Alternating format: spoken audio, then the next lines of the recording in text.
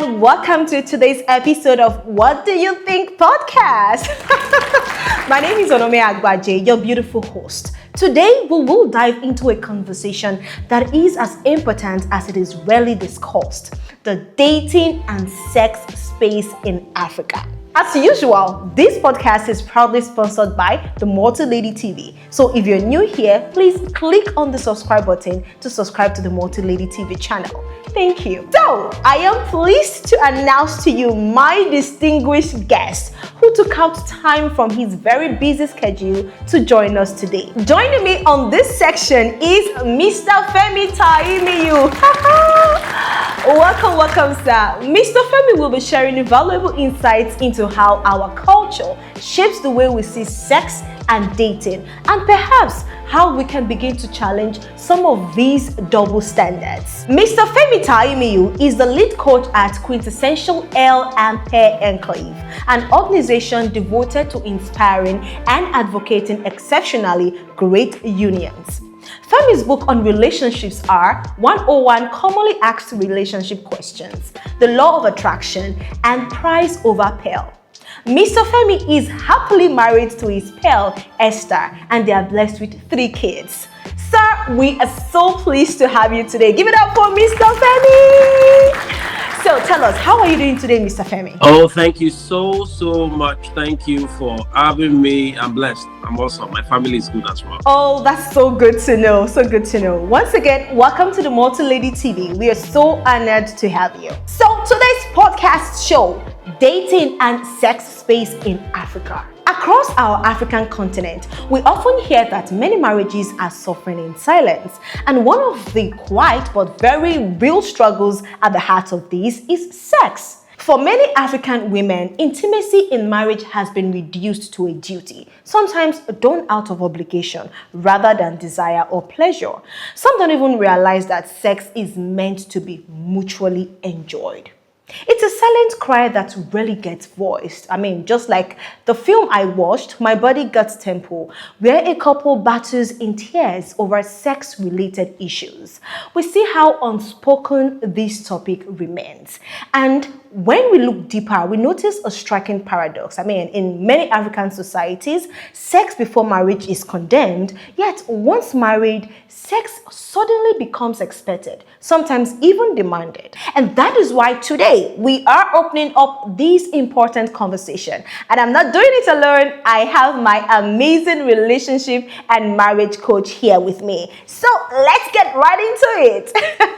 Mr. Femi, can you briefly tell us how your journey has been so far as a relationship coach, and what was your motivation to follow through this path? All right.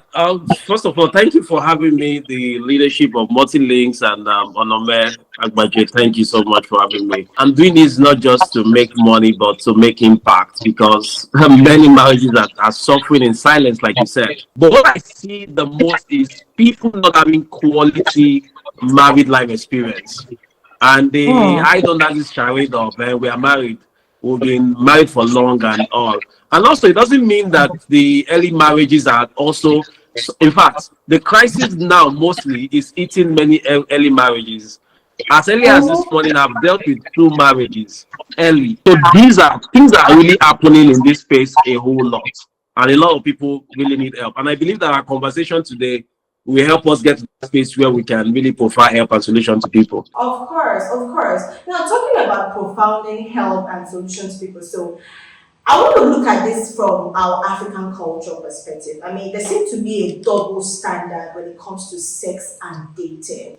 For instance, women are often expected to preserve their virginity while men are not. And oftentimes, women are pressurized to get married on time while the men are left to just explore life and all. So, what do you think about these double standards our culture has created in terms of dating and sex? All right, thank you so much for this. This double standard, it didn't start yesterday, it didn't start today. It has been there for long, and we have to acknowledge that these standards are there. All right, these standards are there, they are real. But when you look at it holistically, then you say, okay, the standards are real, but we now need to look at it personally. Are you going to confine yourself with that culture? Are you going to confine yourself with that standard? what do you stand for? So a culture that preserves, patriarchal, this is a men's word. You hear it, you hear it every now and then. I mean, I've dealt with cases where, oh my God, I've dealt with cases where the man is a serial cheater, cheats for a living, I like and that. the woman was keeping herself faithful, faithful, faithful. I mean, having to treat all sort of STDs here and there. But at the end of the day, a day came, she couldn't take it. She couldn't take it any longer. She said, I will, a piece of the pie, I'm going to, send it to this guy. And she opened up. In fact, she did something even close to, not even, sexual intercourse, but just close, a little flirting here and there and all that. And the guy capitalized on it. Just that. I'm telling you, capitalized on it. See, when we met, of course, not in Nigeria. See, when we met and when we handled the matter, she was still begging. And for me, I find it quite interesting that you could, and that's when men say this about. I usually ask them the question. So you mean you could go along ahead and do all of this, and then the woman cannot do it in return to you? When you get to ask that question, you see the look on their face like, why would she do that?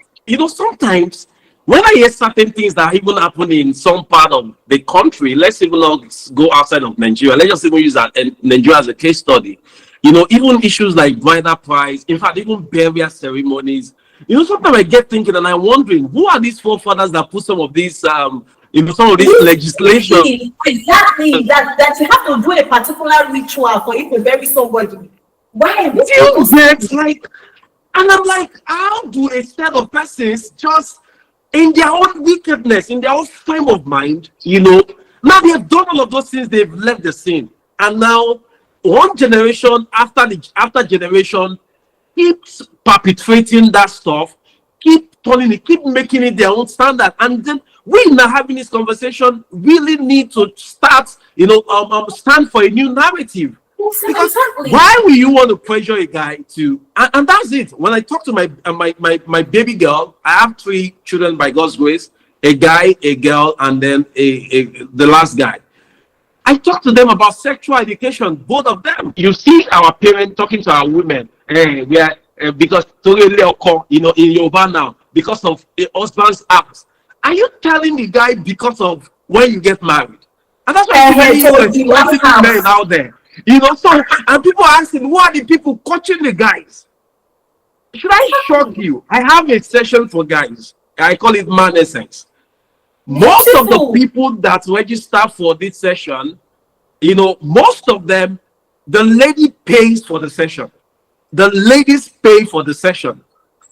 So they themselves are not even interested. So the woman has to pay for them to attend. Yes. You tell the lady prepare for husband's house, but who is teaching or grooming the guy? Who is helping the guy, stay prepared? And that's why when you ask the question, who should be more teachable between the male and the female? You see, a lot of men are quick to say, oh, the woman should be teachable. I believe both of them should be teachable, but the man should even be more teachable than the lady. Because men assume they are natural teachers. Men assume they know. But why do you still bitter? Why do you pass your lesson 2 feet pick up? You don't know as much as you thought you know. Okay? Exactly. You don't know as much as you thought. Because if you know, you won't do all those things that are against or the opposite of what you know. You will know how to coordinate yourself as the real man, as the real father, as the real husband. Many bridegroom cannot groom. They can't groom themselves. How do you want to groom a bride? Look at what happened. I think that was last week. I traveled to Ibadan and I stumbled upon a woman who is having this female, I don't know what the name is. She's grooming children, female children from age 8 to 12 on how to be a good mother. She's teaching them how to bathe a baby. It was really amazing. How to be a girl, an independent girl in the society and all. And then we asked, what about the male gender? That's it.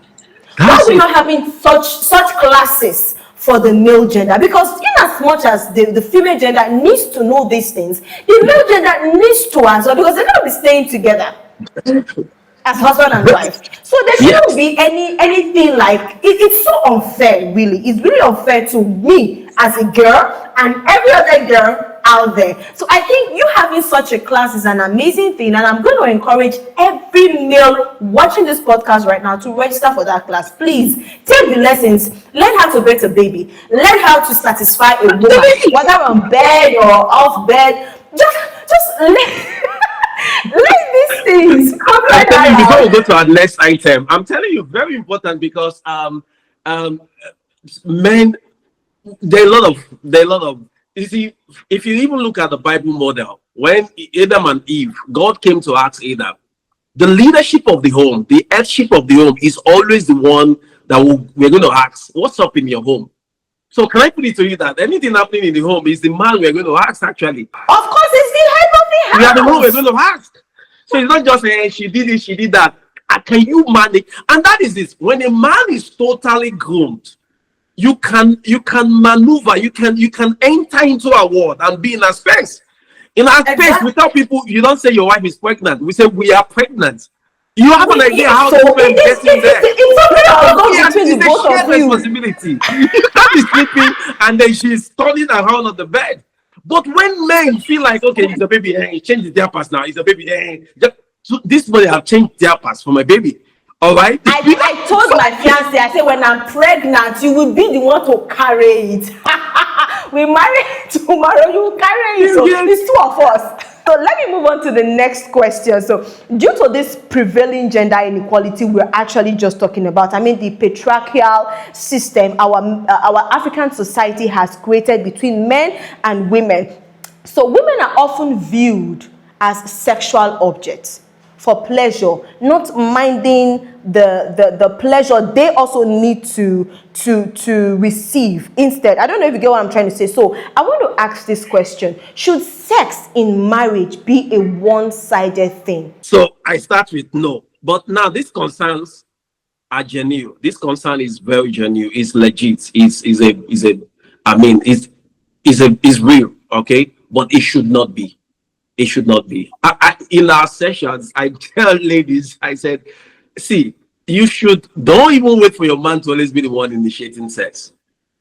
You see, there's a level a woman and a man get to that you cannot, when you understand, and that's why people don't explore the power of effective communication in relationship and marriages. Sir. When you are so deep into yourself, you should give feedback on sex. You should ask for more. Oh, could this thing reach? Like how far?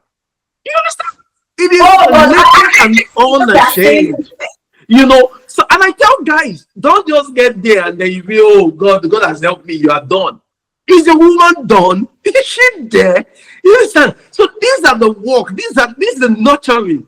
But you see, why you don't know? And this is start from the idea of, men. I don't know if you heard those old folk tales, or old wife fables that were once shared that, a man has 9 ribs, a woman has 7 ribs, and then they said God took the Bible said God took the rib of the man, right? And ever since, some men felt like they have a missing rib. Some people say, I'm looking for my missing rib.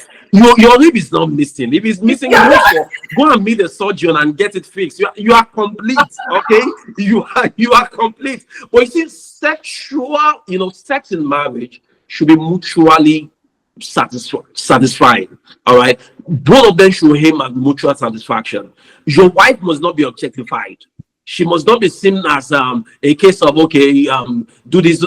Like, get to that point where you can both understand yourself. You see, we said something that many husbands understand many women. The only woman they don't understand is their wife.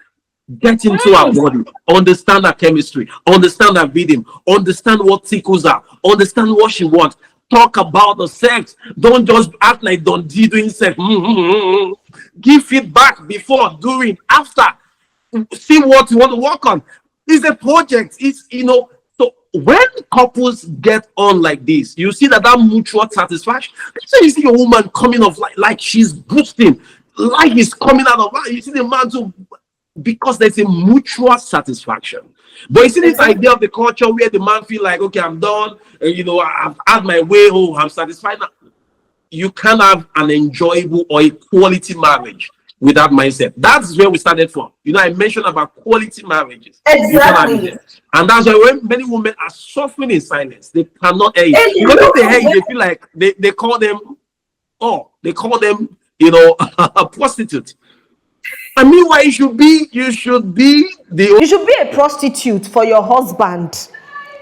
wear bomb shorts, wear Victoria's Secret. I mean, not be wearing Google. Be all for yourself. Exactly. So you said something just now. You said men understand. The only women men don't understand is their wife. Can you explain that? Why would they understand other women and not understand their wife? I once had a friend, while I was already married then, like in 2-3 years, he was still trying to get a woman he can settle down with. And one of those days, and he was receiving many no's. One of those days, he came in and said, he was telling me about the experiences and all that. He said, Femi, let me tell you about women. Let me tell you something you don't understand about women. And in my head, I'm like, okay. At least I have a woman in my own house. It's like, so in my head, like somebody who has not been able to, you've not gotten a woman, and so the thing is, couples should be students of our spouses. Learn of your spouses. This is one of the work people run from in relationships and marriage. Is a work. Learn of your spouses. Learn about him or her. So it can be quite difficult and challenging because both of you are coming from two different backgrounds, but learn of these persons, know what tickles them, know the things about them, and then you can now, in harmony, in synchrony, you can now flow together. So men always want to tell you about different kind of women, and the only woman they feel not to understand is their own wife. I still do not know why till tomorrow. Honestly speaking, this is crazy. So you mentioned something, having communication, conversation, sexual conversation with your spouse in the house. Now, this brings me to my third question for this podcast. At what point should this discussion be had? I don't know if I should say at what point, but in our African society, husband and wife, let me put it in a layman term now. Husband and wife, papa and mama, they don't discuss these things at home. And it's preventing them from having this sex education in the house for the children. So at what point should a sexual conversation be had in the house so that children will learn about these things? Okay, so in fact, before you even get married, all right, start talking about your sexual experiences, all right? You might not want to go into vivid details of what you have been like in the past and all of that, but start knowing what your sexual exposure has been, so you have an idea of who you are dealing with. And then when you get married, from your shared experience on bed and intimacy, other things that have to do that lead to sex and all that, you begin to understand how your spouse process these sexual matters. See, couples must get to that point where they are naked and not ashamed in sexual matters. Two taboos in many marriages in Africa: sex and money. And those are two leading tension points in marriages: sex and money. Two leading tension. Some people never discuss about sex, and they never discuss about money. There's a level of quality you don't get from that kind of relationship or marriage, because if you don't discuss about it, how do you want to teach your children about it? Today I'm talking to you because my children, they just returned from a trip. I still discuss with them about sexual education. I ask them about where they have been to, what experiences have been, and then I refresh my sexual education training. If someone taught you here, you show me your private part. Because the lips now is a private part, we should let our children know. Even the lab can stimulate.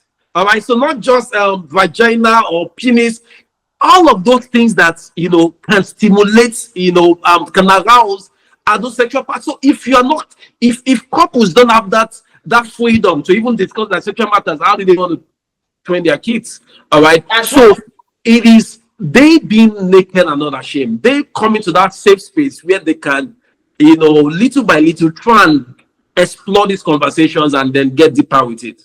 So it lies in if they have been married for a while, they've not been talking about it. If they're watching us now, they can pick it up. It's going to look awkward It's gonna look awkward. But start somewhere. Just start. Start somewhere. Yeah. So starting somewhere will bring me to this question. If sex is a big deal in marriage, we already know. If it is a big deal, at what point now in a relationship, a healthy relationship, let me use that word, at what point should sex discussion come up? All right, very good. This is a very, very sensitive question. A very good question. Let me know. I don't think it's sensitive, but it's a good question. So so people usually ask me that question from time to time. Okay, at what point can I also tell my partner I've been a badass in this game? So at what point can I be revealing my skeleton and all of that? And two things I usually tell them. Of course, we want to, if you want to work, you said a healthy relationship, a quality relationship. So we want to really advise you that, okay, because you really treasure this relationship and you want to make it transparent, and you want to actually be open with where you have been to in time past, does not mean you shouldn't do it with wisdom. All right. So I usually use the phrase, I can tell it all. Can you take it all?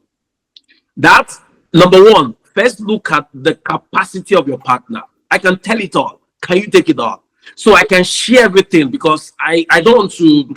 I can be naked and not ashamed, but can you really bear? If you have a partner who looks like he or she cannot bear of those gravity of those words. In fact, let's say it's the only one partner you have had in time past. In fact, you have not even had sexual intercourse. You have something closer, something that looks like all of those things and the person would not even.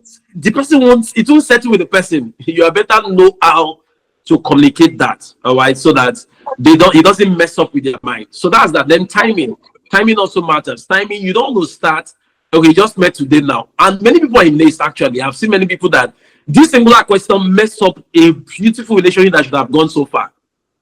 You meet today, you just let you know where you want to start escalating the person and all of that, so that let me know what I'm getting into and all. Hey, there's a level of, scripture says that love covers a multitude of sin. All right.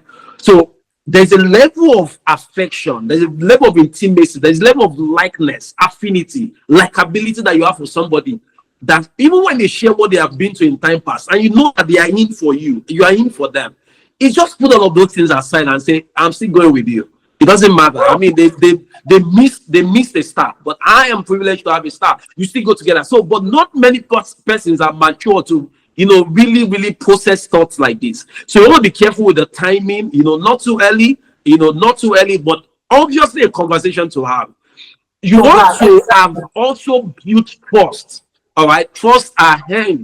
You want to build trust. You want to see that, okay, both of you are really, really open, naked and all ashamed, and then before you can, find space to say that. There is a wisdom to saying it. I want to hold that very important. There is a wisdom to saying it. Some people are even in counseling. Someone come and is sharing vivid explanation of the things they have been in. I don't need a vivid explanation. I don't need that. So because I need to guard my ears, guard my eyes, guard my heart. All right. So there is a wisdom to sharing it, and many people lack this wisdom. All right. Wow, this is really amazing. I think I love this answer you gave. You gave. So I want to talk on the aspect of our religious folks. I've been trying to avoid this, but I think I have to say it. Many of them see it as a taboo to have sexual conversation. Now, pastor said we should not say this. My evangelist said we should not say this. What do you have to say with those kinds of relationship? All right, so this will advise people: know God for yourself. All right, be spiritual, not religious. And thank you for using that word religious in court. All right, be spiritual, not religious. Religion is messing up people's mind big time. Religious is messing up people's mind. Religion is breaking relationship. Religion is breaking marriages. Religion is breaking marriages. I want to say it again. Religion is breaking marriages. I've seen marriages that start in the name of prophet said this, prophet said that. It's not prophet that will live with you. I tell people, I say, see, do not marry. Never marry out of hypnotism, out of fear, out of haste, out of anger. I listed all of those things, and then I went to the last one, out of prophecy. Don't marry out of prophecy. If someone tell you, you hear God for yourself. So if you can get it right, where you understand the limit between what God says in His Word, and then how will you see Songs of Solomon? Oh no, man, let's start from there. How is it those beautifully crafted words in songs? Do you know there are sexual position in Songs of Solomon? Oh my God. Hey. God is that detailed to add that guy to even give you an idea of what sex looks like.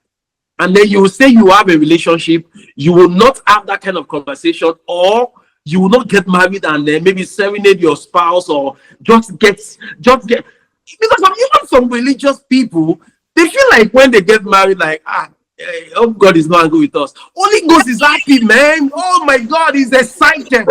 Be done and blast in tongues. Be done and blast in tongues. You know. So religion really needs to be put in a corner, need to be put where it belongs. All right. And so people need to know God for themselves so that they can know what they represent. So we shouldn't have people in religious authority trying to discourage people from having that conversation. Of course, sanity is important. Sanity is key. We must teach sanity, teach righteousness, all right, but not quality conversations that will help the quality of the relationship, all right. So know God for yourself. Be spiritual, not religious. It says, in fact, First Corinthians 7 says that instead of you to born, I mean, go and look at that. It said, do not deprive yourself. So instead of you to born, go and marry. So if you born, the apostle that gave us a lot of revelation about Jesus Christ would even delve into marriage matters there. Then he speaks volume. Hebrews 13:4 says, marriage is honorable with the bed undefiled. All right, the fact that you can see bed there, talk about it. Proverbs 5, it says, let her breast satisfy you, the wife of your youth. I mean, that breast is not Hebrew word, it's not Greek word, it is breast, is it like be enraptured with the love, let her captivate you and all of that. So God is about us having quality relationship in our sex life, in our intimacy, in every aspect of our marriage, and people need to adjust to that now. Oh, ladies and gentlemen, give it up for Mr. Femi. I love this particular one. I'm so sorry, but it's really funny, but it is the truth. It is the truth you just said. No, now looking at this, sex is a very big deal. Honestly, from everything we've said so far, it is a big deal in marriage. And so I want to ask, should it be completely avoided in the relationship phase? I mean, I'm talking about sex before marriage. What we won't subscribe to is sexual intercourse, all right, premarital sex and all that. And it doesn't also mean that, let's even be clear, it doesn't also mean that when people have had premarital sex, we now start labeling them or looking at them as if they're outcast. Or Exactly. Let's not, and looking at them as if, because the things that happen within the walls of the churches, all right? I say churches generally, all right? I mean, look at all the different news we hear now, even in our churches. I mean, sometimes you are wondering, is this a church or something else? So, so we must get to that point where we can extend graces to people, all right? Be that they did it deliberately or they made mistakes about it. We are not reducing the standard of God's word. It's a free fornication, all right? I'm not here to say I'm reducing that standard, but I'm saying that there's a level of grace to give to people who have found this. In fact, the fact that they even, because if they didn't tell you that they've not, you won't know. Is there a sestometer for you to check? So the fact that they even came honestly to even open up to you, number one, shows you of that sincerity of heart and how that they want to get it right, okay? And that foundation can actually be rebuilt. It can be retraced back well. So I believe that there are graces there. So now to take me back there, if we're not talking about they being engaged in premarital sex, why should they not have premarital conversation? You should know, because the libido value or ratio of your partner also matters. So you should know what you're getting into. In fact, there are some things we tell even Christians, they say, no, see, be tempted, all right, but don't yield to the temptation. Because how do you want to know that this partner you are sexually compatible if you see your babe one time your body is straight? I'm talking about a guy, like a good guy, a good Christian guy. I don't do all that. Yes, I'm not saying do all that, but let me see my babe and something you should do. It's called the law of attraction. There should be more babe, and then you say, oh, Femi, calm down, calm down. You put yourself back in order again. All right, get to that point where you can fantasize that. And you might say, "Oh, I'm the one who's going to crash." You come back again because those are just telling you that you are sexually attractive to this person you're about to get married to, and both of them must have that feel. Both of them must have that feel. I was had a lady on campus then. A guy was all around her. The guy even came to me and said, "This lady in your fellowship, I really want that and all that." And then I spoke to the lady. I said, "These are our bosses and all that," because he is more mature than us. He's a master student. And the lady told me something that made me stop. It changed the night of everything. She said, "Sir, I can't imagine me having sex with him." I can't imagine me having sex with him. End of matter. It's an end of matter because there is no compatibility. It's not starting that day. You can't feign. I tell people forever is such a long time to feign attraction. You can't feign attractions. You can't be trusting God for attraction for your spouse. It's either it's there from day one or it's not there. You can't pray for it. Oh Lord, make me attracted. Make me attracted to my wife. You can't feign, so all those conversations begin to let you know, okay, who are you dealing with? And then you are also checking your sexual attraction for that person. It is very important in relationships. It is very important in relationships. Awesome. Thank you so much, Mr. Femi. It has really been amazing so far.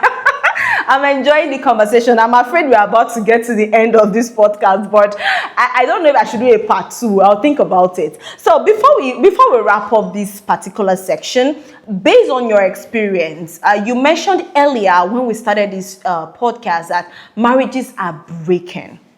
Especially in the African society, marriages are breaking every time. So I want to ask this question. Based on your experience, do you think sex is a major contributing factor to broken marriages? So what tops the league of what breaks marriage in recent times? The truth is for sexual matters. People hardly even voice. People hardly voice that sex is the reason behind their broken marriage. They're broken marriage. People hardly voice it. All right. Are you still with me? All right. So people hardly voice it, and but the symptoms now exhibit itself through many angles. Too many angles. So you see somebody grumbling. If you study deeper, you now see that it's from lack of sexual satisfaction. All right. In fact, a lot of people also are dealing or coping with cheating partners, because for some person, cheating is not a deal breaker for them. And you know this Africa, where we are. Oh my change. You know, it's the woman they are telling you will change. Don't worry, it will change. All of those things, it will change. It's like marriage is an amplifier. It's an amplifier. What you used to be to amplify it. Some people never started cheating until maybe their wife put to bed or became pregnant and all that. I just feel that it started from before you even got married. That was your lifestyle before you got married. So now that you got married, it just amplified. It's a pro mass of your singlehood. All right. So sex is also a cause, but sex is also a cause. But people don't really pronounce it as sex is a cause. Now, this is one of the leading causes. A lot of people, accommodating factors, little things that people should do to accommodate their partners. Excuses or excesses or limitations or strengths, people are lacking that same factor right now. They are lacking it. Many people are at the verge of breaking law. Even new marriages, when they tell you on the counseling desk, I cannot reiterate, I cannot transcribe what their issue is. I can't retell it to you. How do you want to say this is why you want to disintegrate? You can work this out. But so many people just let those small things, it now leads to irreconcilable differences. So a little pocket like that. So it come all together. And it's because people usually have a thought of a second option. The moment you have a thought of a second option, you think there is a guy there that is better than your husband or a lady there that is waiting for you outside. The moment you start thinking that way, and the moment you start looking at, in quote, our celebrities and this one are doing it, what's the big deal about it? The moment that becomes your purview or your iconic views or gaze, then you lose the power, the tenacity to even make yours work in the first place. So that staying power is what I'm saying that is lacking now. People hardly want to put their energy into anything, So God help us. So, but sex is still, but people hardly articulate that is sex. That is the Exactly. cause. Yeah. Awesome, awesome. Thank you so much, Mr. Femi Taimi. It's been an amazing time with you, Mr. Femi. I enjoyed myself. And before we go, we want to hear one word from you. It could be an encouragement, it could be an advice or anything. Now, for women that are tied down to this, sex is an obligation, it is a duty, and are crying silently in their homes, what do you advise them to do? Thank you so much, Onome, once again for having me. Onome is deep. You put me in a box now. You said one lasting word, and then you now put a question for a woman. I thought just one lasting word, but you see that second part B that you had that. That part B you had that. If we get into it, because I want to tell you sincerely, I see some marriages, and I pity. I just have sympathy for the kind of people some persons have put up with. So, I won't lie to you. Some marriages have no remedy. I won't lie to you. Oh my God. It's a partner that is not willing to learn. A partner that is not willing to go for counseling. Some places, the woman is the one pushing the guy. When the guy come into the session, the guy is looking like, hey, what do you have to tell me? So sometimes I will start from the negative side so that you will know that we are both on the same, like I understand this thing, man to man. What this is happening, so that I can win you over and then now start flogging the matters the way we need to address them. Take the woman's side, the man's side. So it's unfortunately many women are in one church. Of course, some women also are the one to blame in their relationships. Okay, let them seek for help. My counsel for them is seek for help. Get to that point, because you get to that point where your words cannot travel far any longer. You begin to be a shadow of yourself. You act the things that you don't know you have the capacity to act. In fact, it can even lead to being aggressive. All right. I see dealt with a case like that this morning. All right. So, and in fact, let me just keep that. So, seek help, external help. Get your partner to a point where both of you can seek. Don't speak to family members. Don't speak to your family members. Seek a neutral person, an external help, and then see how both of you can, make changes from there. It's going to be a lot of work, but with intentionality, you can actually make it happen. My last word for everybody: please give yourself graces. Give yourself graces. You are coming from different background. Learn of your spouses. Make allowances for their errors. All right. None of us is perfect. There is no perfect marriage. All right. We're talking about two imperfect people loving themselves perfectly. All right. So that is what we are representing. So it's about both of you loving yourself perfectly. So people, give yourself graces, grow together, evolve together, and then thrive together. I believe God will help us all in Jesus' name. Amen. Wow. It has been an amazing time with you, sir. I mean, this is eye-opener. This is so educative to my audience, even to me. Thank you so much. We're so happy to have you. We're so happy to have such a personality to come put us through this particular topic: dating and sex space in Africa. So we've come to the end of today's podcast. It has been an amazing one so far with our beautiful guest, Mr. Femi Taimiyu.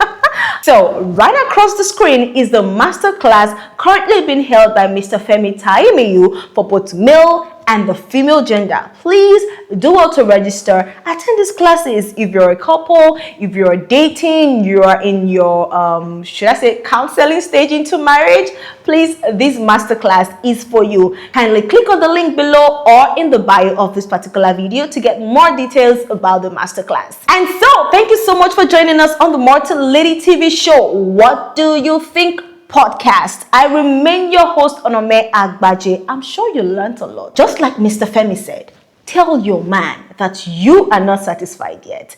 Sex is meant to be mutually enjoyed. And of course, please do have the conversation at home, whether you're married or you are about to get married.